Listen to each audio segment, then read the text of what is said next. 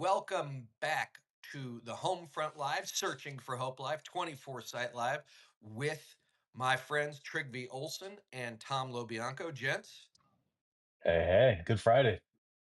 and what is a Good Friday? It is not Good Friday, but that's neither weeks. Talk with Autocrats, and we are on rule number three.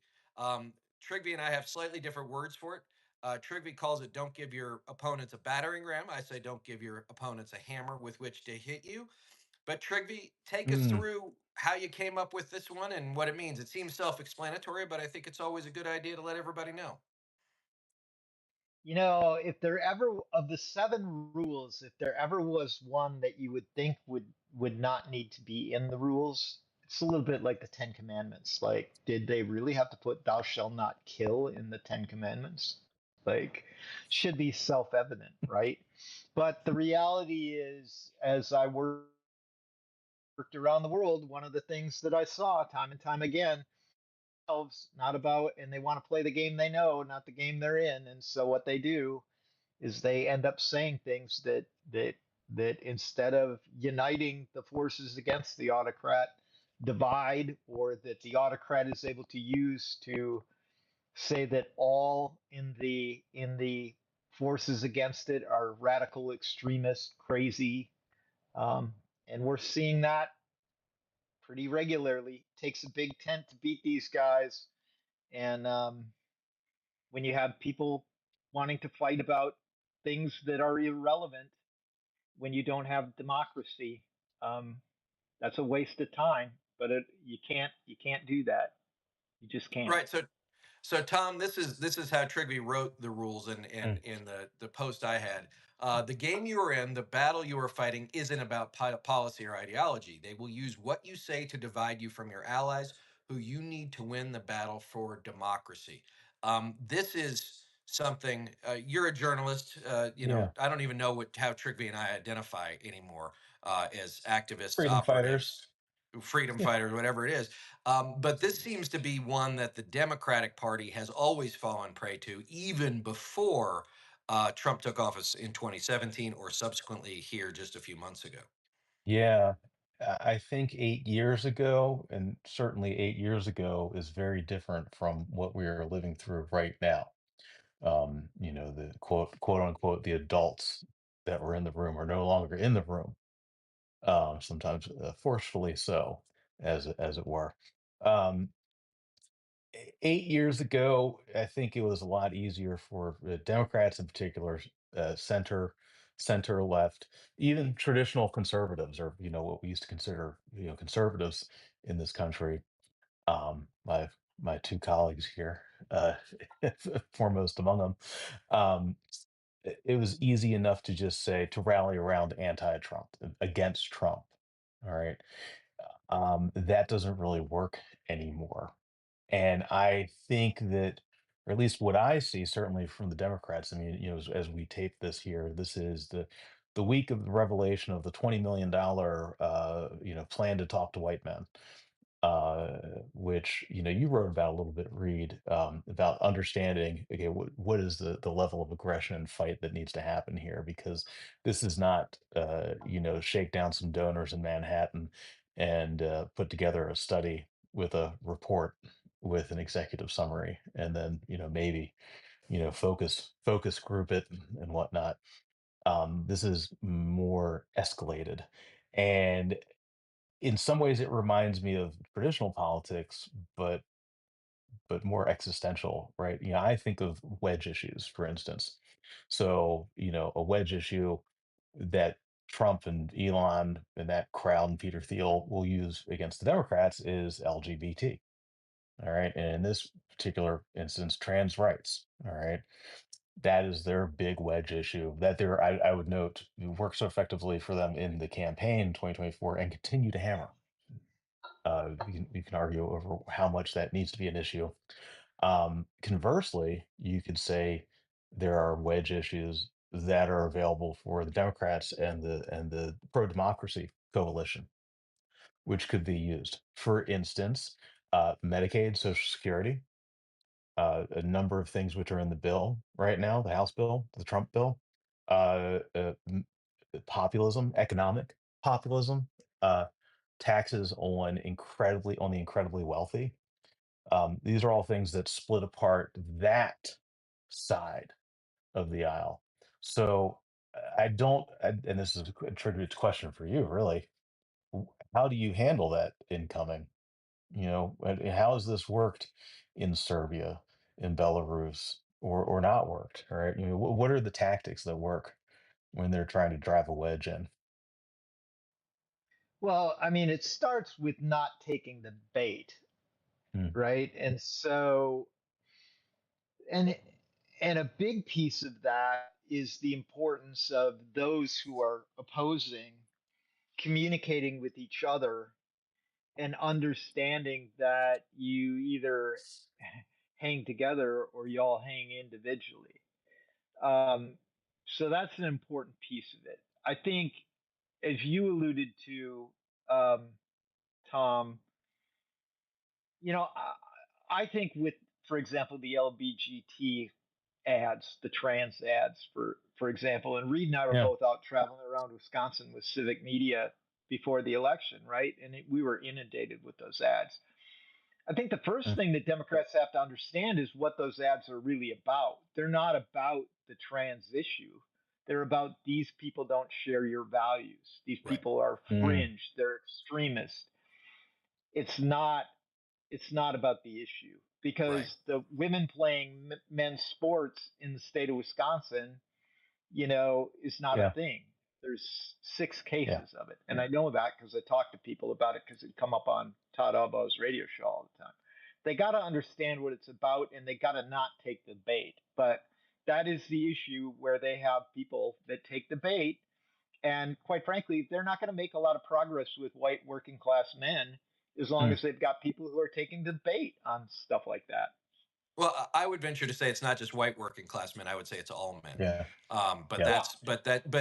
Trygve's point is the right one, and this is where, as Trygve says in the rule, this isn't about ideology, right? This isn't Mm, about a particular belief. This is about pushing back, and the idea that you know, defending everything, because if you don't, you either will personally feel like you have let someone down, or those same people who are allied with you will say, "How dare you not defend me as vigorously as you can?" Is like, I get it, but it doesn't help. The other part too is, I mm, was talking to a pretty senior Democratic donor a few months ago, and he was asking me my opinion of the Democratic Party, and I was I preface everything like I think the Republican Party should be burned to the ground. The thing I came up in, right, since I was, this tall, since Steny Hoyer was in first in office, was, like you've got to want to win, but or they'll win at any cost. But the Democrats, and he goes, why do you have so much bile when you talk about it? I said, I didn't think I did, but it's because what I found, and I think this is why the piece I wrote, I said the last pieces were just an old fashioned hardware store handing them hammers, is that the leadership of the Democratic Party is way too much in the do as I say, not as I do mm, mindset, which is we're smarter, we're more qualified. Don't look at the man behind the curtain. And when I wrote this piece outlining Trygve's rule, this was back in February, right? These are the two headlines yeah. I included, right? DNC lambasted for beyond parity leadership vote that included singing gender rules, quote, Uh, can't stop laughing, right? The other headline was Nancy Pelosi's husband sold a boatload of Nvidia stock right before it was eviscerated by a Chinese startup, right? Like this I think also goes to the whole idea of what has been one of Trump's main strategic aims. We're all equally corrupt. mm, All this bad. They're no better than I am. They're no better than Republicans are. And the problem, Tom, is that he's too often right enough. I'm not making a yeah. moral equivalent between Donald Trump and anything. I'm making the equivalent between what an individual voter says. And I think what we've seen is I don't think I like him, but I don't, it's, I just listened to this incredible podcast about the Iran Contra thing. I won't get off on it. But, it leads to this thing like a woman was talking about in Nicaragua in the 80s. She didn't like the Sandinistas, but she didn't want the Contras either. Like she didn't want the right wing authoritarians either. Mm, She's like, I don't like these bastards. I don't want those bastards either. And I think what yeah, happens is, and I've said this to my friends, like, if we're going to be the white hats, guys, we have to be the white hats. If yeah. we're going to say we're better, we actually have to be better. And that's the antidote to the hammer. Unfortunately, we're in a place now where, and I'd love Trig to get in on this, is like whether or not we are where people are in it for themselves, they're in a resource or power hoarding mode, or they just can't help themselves. Maybe it's all Mm, three. I don't know. Well, I mean, I would put it this way, right? I mean, the first thing people have to keep in mind is the battle we're in is not about policy or ideology. It's mm, existential. Okay. And so Donald Trump, Vladimir Putin, they don't care about taxes or healthcare or whether people live or die or in Ukraine or quite frankly the impact of tariffs or anything. They care about dividing, conquering the coal anything that threatens their power. They care about maintaining power. And for every misstep or every careless word, every internal fight that happens within the opposition, that's basically ammo for them, mm, right? So what people need to be thinking about and people need to be doing is it's got to be democracy and the coalition of democracy first and put the egos at the door. mm, And Right. that is the central sort of piece with what I think you're trying to get at, Reed.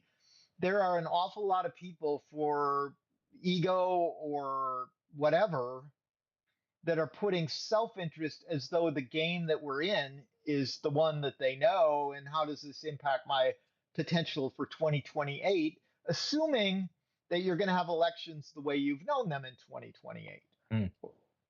or in 2026.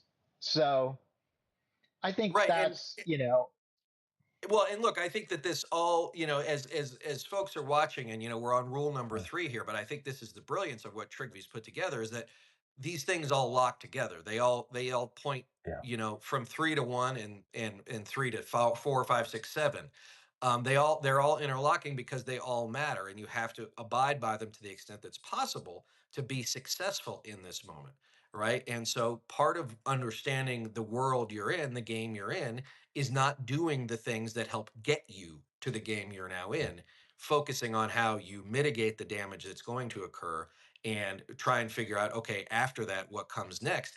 And, this is one of those things, Tom, where I'm sure you've seen it as a reporter. um, much like corporate America, right, is on these like quarter, every quarter, we're going to have an earnings call every quarter. So they only think yeah. 90 days ahead, 90 days ahead, 90 days ahead.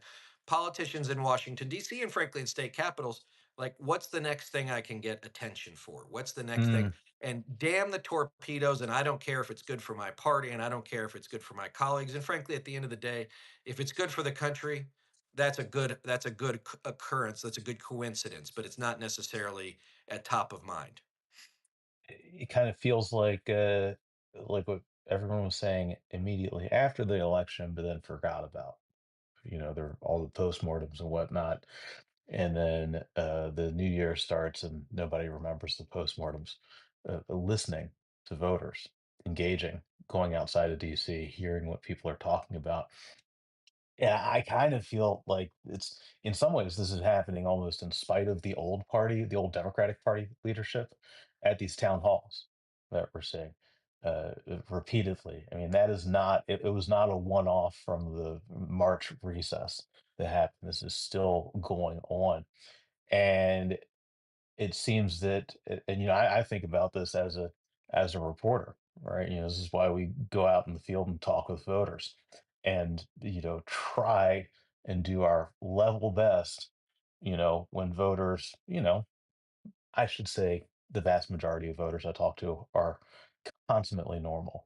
And occasionally there is the voter who asks where the lizard people are. And, what branch of the deep state are you from? I'm like, Right. I don't know. There's so many branches. It is really all encompassing. To be a globalist at this moment. Um, but hearing them, and I think what's here, because I think back to, look, years ago, right after the pandemic, younger voters were talking about the gerontocracy. Okay.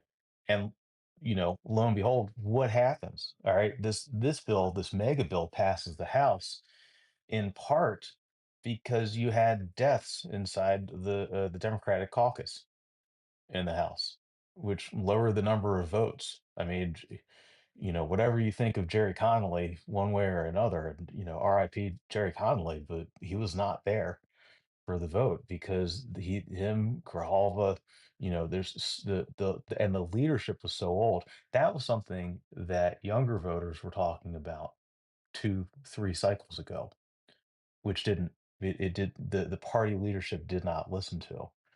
I mean, I'm kind of curious. So we know what doesn't work, right, Trig? So like, what does work? All right, like, okay, what have you seen that's effective?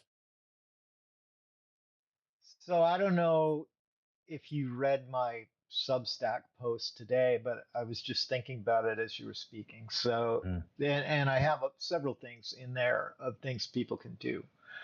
And I've really been trying, quite honestly, I know you guys have noticed this. I've really been trying to give people not just the problem, but three things every day that they can do or to keep in mind. But so today, the first one of the points I make is real, people love the romance of resistance, the posters, the speeches, the mm, hashtags. I would say the rallies where lots of people show up and adore you. But real resistance is harder, it's slower, it's messier. And when you're doing it right, most people won't even know you're doing it. And mm, that's one of the things that is I think missing. Like there's lots of people trying to be resistance in very public ways, but real resistance is about winning hearts and minds one at a time. Because as Reed points out, autocracy buys in bulk, democracy peels people back one at a time. Right. mm, Okay. But what are things that work? So here's the five I gave today: organize over outrage.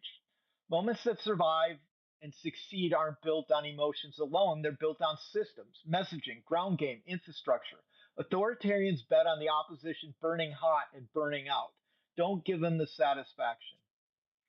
Two, strategic unity. You don't have to agree on everything to stand together. The most successful resistance movements I've supported understood this. Coalition is the price of survival. You fight side by side today so you can disagree tomorrow. Don't take the bait. Values first. Authoritarians win by turning the fight into us versus them.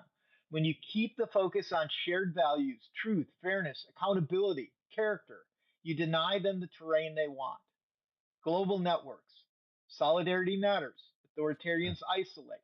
But when activists in one country or one place know they're not alone, when they learn from the others and feel part of a global cause or a greater cause, they're hard to crush. And then the last one, showing up consistently. mm. This one sounds basic, but it's everything.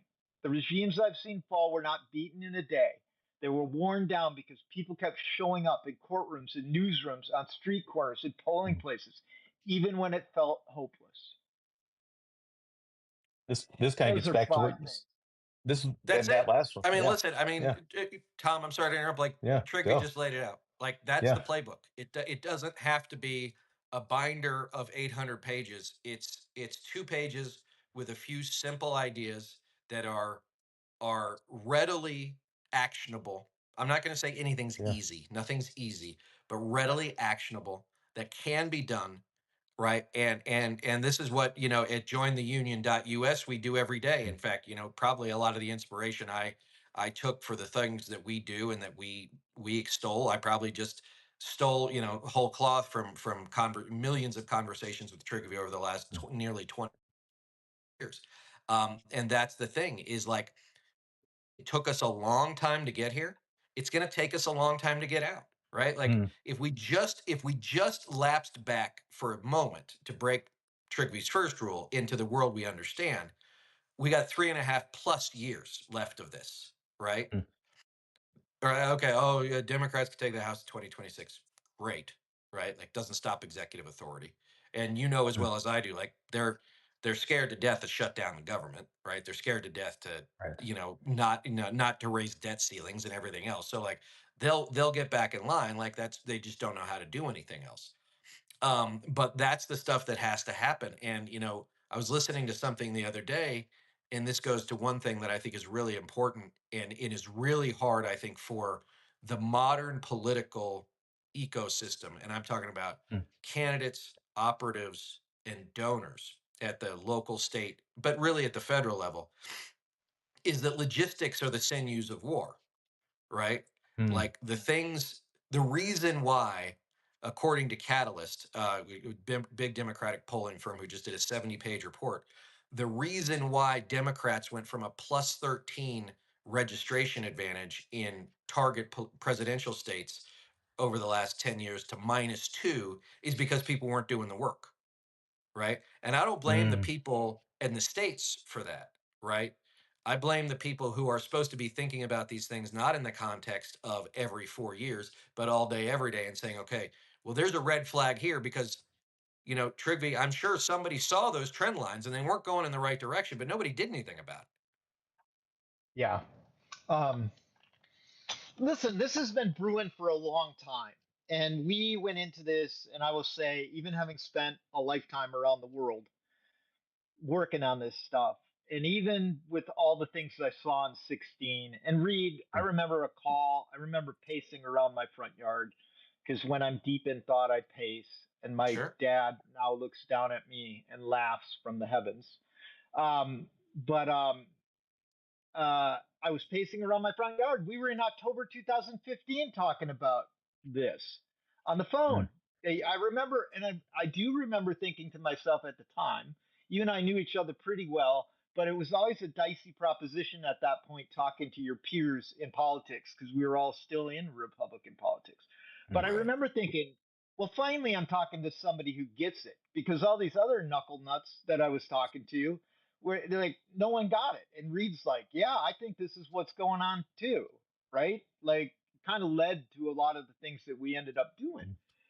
I just think we and there's still people falling into that same trap every day. Journalists, Mm. politicos, and now it's become more insidious because there's more and more of them, and this is standard autocrat fare, taking the 30 pieces of silver. Mm. But I was saying to somebody yesterday, Elon Musk is a great representation of what happens to all these guys when you take the 30 pieces of silver. It always ends badly for you. Yes. And do you think he's really gotten his Right. money's worth out of the 125 million he's spent? He's never his business is never coming back in Europe and Mm. places around the world, and he's lost 60% of his market share. That alone, you like all these people who are like he's a genius for getting in bed, you know, the kleptocracy thing. The only people who are the real kleptocrats are the people at the very top of the liberal power Mm. vertical. Mm. Right. Do And you? and to that point, I mean, this is one thing too, which is an interesting sort of strategic and tactical thought. Is like Tom, for Elon. I mean, if Yeah. you look at the market cap of Tesla, it always was way out of bounds to the number of cars they actually sold or the revenue, Sure. right, compared to GM or Ford or Toyota or anybody else, right? And it was solely because of Yeah. him.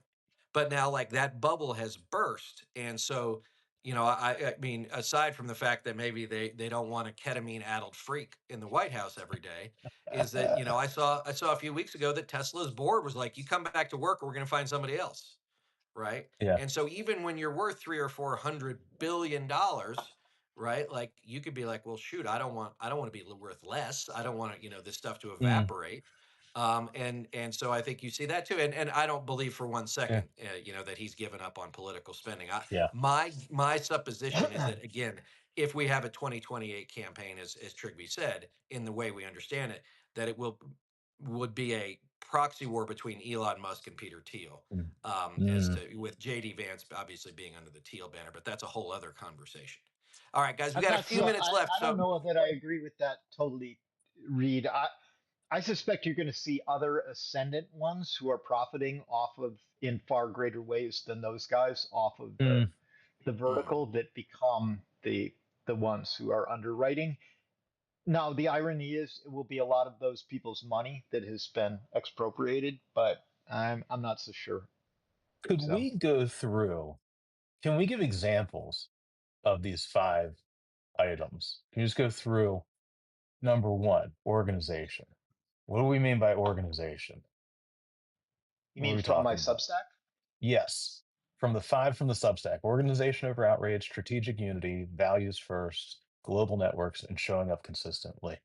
Uh, what are some Yeah, I mean examples of organization organization? over organization. You know, when people are talking about doing mass events, for example, Mm, reaching out broadly to non-traditional allies and saying, "Hey, are you interested?" And actually listening if they say, "You know what, this isn't smart. Let's adjust it and mm, move it to be more like this because it will help reach out to our people who are less in the game." Right? mm, That that would be an example. You know, it's always easy to find the people who are going to be the first ones to the barricades. But to win at the barricades, you need all the people that aren't willing to go there. And you've got to convince mm, them, right? That's why outrage only is going to get you so far. And if outrage was the thing that would defeat Donald Trump and his enablers, it already would have in 2024. So it's understanding that an admission by Democrats, they're not winning because there aren't enough of them, not because there's too many of them, mm. right? Okay. Regardless of how a catalyst paints it. So that's what I would say. Okay. Strategic unity, you don't have to agree on everything. Pro lifers and Mm, pro choicers can be together, that we want to fight about that and have a real fight mm, about it, but not, you know. So how do you reach out to those non traditional allies and say, you know what, neither of us are going to get what we want, an opportunity to have those battles. Values first, you know, don't divide and conquer. Global networks.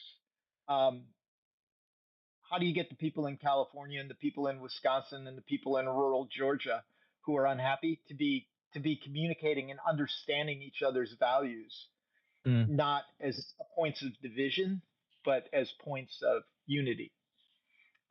Showing up. I mean, that one's pretty basic, right? Like every day. Um, you know, gets to the last rule. Thinking about to yourself, what can I do to make a difference today that goes beyond a tweet or a Substack post or Mm. whatever, unless you're a very unique person, right? I Interpersonal, mean, it I'll feels give you like. an example. I'll give you an example. Laura Ingram's brother has been pretty robust on Twitter. He has a unique perspective. So those tweets actually probably have something because they're, Mm.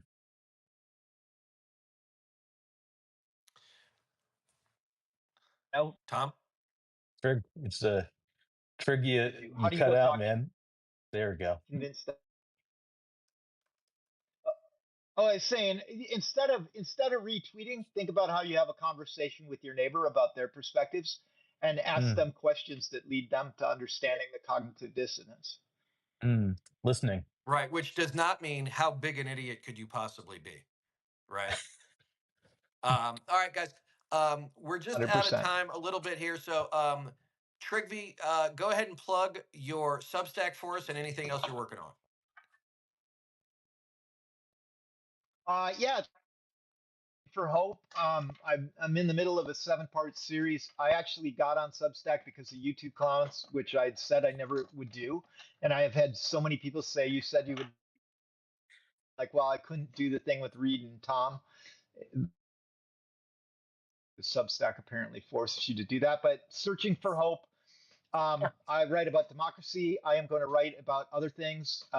Some of them not so uplifting. Like I'm a girl dad, but my oldest daughter was a victim of stillbirth.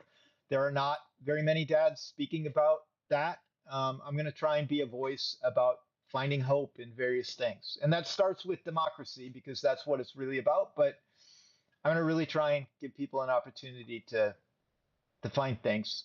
Um, where hope resides. I'm not going to feed the outrage machine as much, but I'm going to really focus on where's their hope.